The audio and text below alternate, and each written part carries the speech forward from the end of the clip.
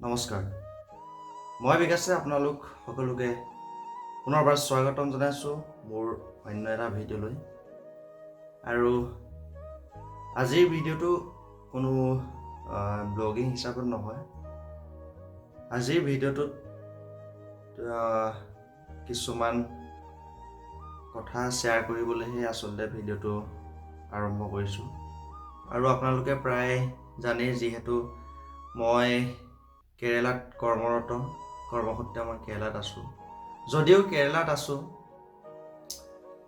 অসমখনৰ এনে দুৰৱস্থা দেখিলে কিবা মনটো ভাল নালাগে।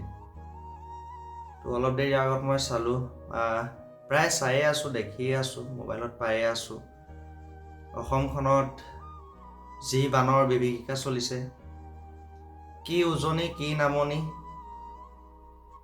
কোনো সৰু বৰ নদী বুলি নহয়, প্ৰত্যেক নদীয়েই গোটেই অসমখন বোৱাই পেলাইছে। তো অসমখনত বৰ্তমান যি অৱস্থা চলি আছে, সঁচাই বহুত দুখ লগা, বহুত ভয় লগা কাহিনী চলি আছে। তো সঁচাই ভাল নালাগে, বহুত দুখ লাগে অন্তত।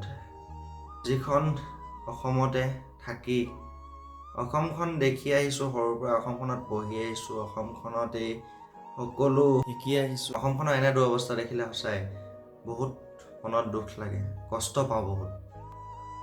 তথাপিতো যি কি নহওক, সকলোৱে প্ৰে কৰক অসমখনত যিখিনি মানুহে বানৰ কবলত পৰি কষ্ট পাইছে, সেইখিনি মানুহক সহায় কৰক। নিজৰ সামৰ্থ্য অনুযায়ী সহায় কৰক, যিয়ে যেনেকৈ পায়। তো সহায় কৰি যাওক। গোটেই নিউজত অকল বানপানীৰেই, তো ইফালেও বানপানী সিফালেও বানপানী। তো সেইটো কাৰণে ভাবিলোঁ আপোনালোকৰ লগতো শ্বেয়াৰ কৰোঁ কথাবোৰ। ভাল লগা নাই, মই ভিডিঅ'টো এই কাৰণেই বনালোঁ, আপোনালোকে যদিহে সেই বানপীড়িত মানুহখিনি, যদিও আপুনি ভুক্তভোগী নহয়, আপোনালোকে সেই বানপীড়িত মানুহখিনি কথা অলপ হ'লেও অনুভৱ কৰি সেই বানপীড়িত মানুহখিনি অকণমান সহায় কৰিবলৈ চেষ্টা কৰক, যে যেনেকৈ পায়। তো দুখ লাগে, যিসকলেও ভুক্তভোগী নহয় সেইসকলৰ জীৱনলৈও সেই পৰিস্থিতি নাহক, তাৰে কামনা কৰিলোঁ। আৰু যি এতিয়া পৰিস্থিতি চলি আছে, তো সেই পৰিস্থিতিও সোনকালে শেষ হওক। আকৌ অসমখন যি আগৰ অসম হৈ আছিলে, তো সেই অসমলৈ পৰিণত হওক। তো সেয়াই আৰু আচলতে প্ৰকৃততে ভিডিঅ'টো বনোৱাৰ উদ্দেশ্যটো হ'ল সেই বানপীড়িত মানুহখিনিলৈ, তো যিয়ে যেনেকৈ পায় সহায় কৰক, সেই উদ্দেশ্যলৈ মই ভিডিঅ'টো আচলতে বনাইছিলোঁ। আৰু আপোনালোকে যিমান পাৰে ভিডিঅ'টো শ্বেয়াৰ কৰক। আৰু যি বানৰ কবলত পৰি মৃত্যুমুখত পৰিছে, তেওঁলোকলৈ শ্ৰদ্ধাঞ্জলি।